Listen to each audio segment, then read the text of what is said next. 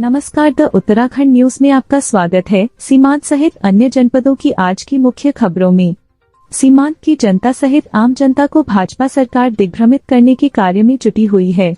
बीते लंबे समय से सीमांतवासी मुख्य रूप से हवाई सेवा शुरू करने की मांग करते आ रहे हैं, पर सरकार केवल आश्वासन देकर ही हवाई सेवा शुरू कर रही है और धरातल पर हासिल लागू शून्य की स्थिति है। यह बात आज यूथ कांग्रेस राष्ट्रीय सचिव ऋषेंद्र महर ने पिथौरागढ़ के गांधी चौक में पुतला दहन कार्यक्रम से पूर्व आयोजित हुई सभा को संबोधित करते हुए कही। इस दौरान उन्होंने शीघ्र हवाई सेवा शुरू नहीं किए जाने पर आम जनता को साथ लेकर उग्र आंदोलन की चेतावनी दी है। पुतला दहन करने वालों में दर्जनों कार्यकर्ता मौजूद थे।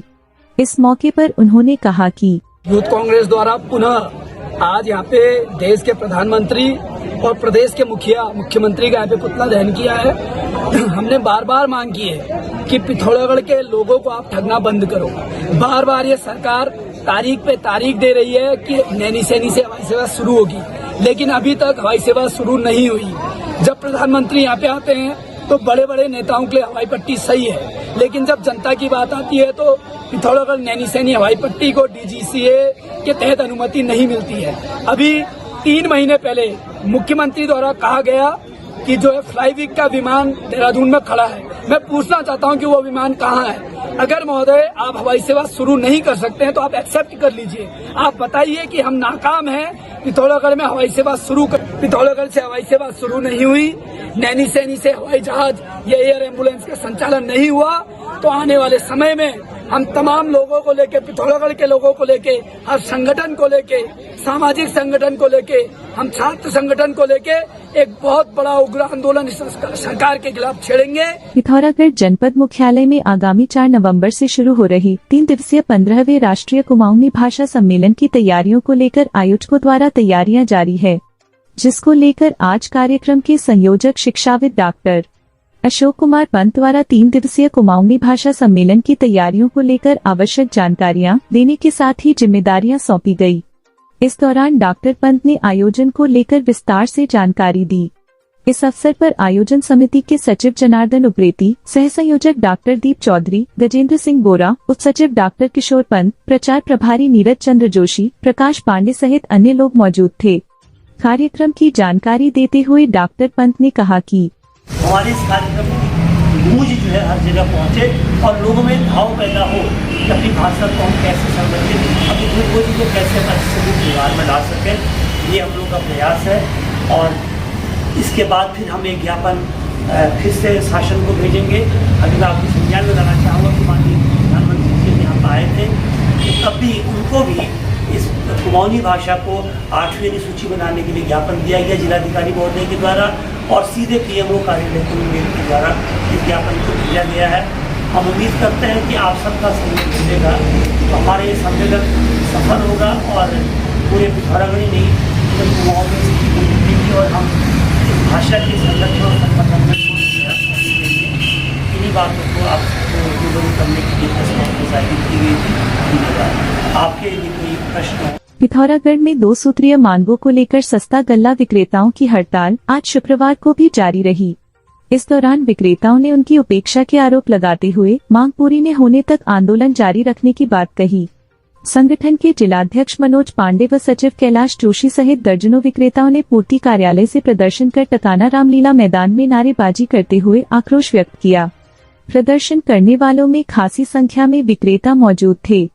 इस मौके पर संगठन के अध्यक्ष मनोज पांडे ने कहा कि और आपके चैनल के माध्यम से बता देना चाहता हूं कि प्रदेश के किसी भी जनपद के विक्रेता को हमारे से पूछने का ये अधिकार नहीं है कि आपकी हड़ताल क्यों वापस हुई, आप क्यों पीछे हुए, क्योंकि जो ऐसे सवाल पूछेगा उसको हम कटघरे पे खड़ा करेंगे कि भाई जब हम सड़कों पे सो रहे थे, जब हम सड़कों पे लड़ रहे थे, यहाँ से लेकर गैरसैंण तक हमने बैठक कराई, यहाँ से लेकर देहरादून तक हमने लोगों को बुलाया कि भाई आ जाओ इस लड़ाई को अंतिम लड़ाई मान के लड़ते हैं। लेकिन वो घर सो के कमेंट ही कर सकता है, कमेंट के अलावा कुछ नहीं कर सकता है। ये हमने पिथौरागढ़ के गंगोलीहाट के सुगड़ी निवासी जवान दीपक सिंह सुगड़ा के पार्थिव शरीर के गंगोलीहाट पहुंचने पर सभी की आंखें नम थी और शोक व्यक्त करते हुए स्थानीय व्यापारियों ने अपने अपने प्रतिष्ठान बंद रखे।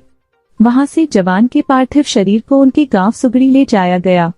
इस दौरान गांव क्षेत्र का पूरी तरह से माहौल गमगीन था। हर जगह पर खड़े लोग नम आंखें लिए जवान के पार्थिव शरीर के साथ उनके घर पर पहुंचे।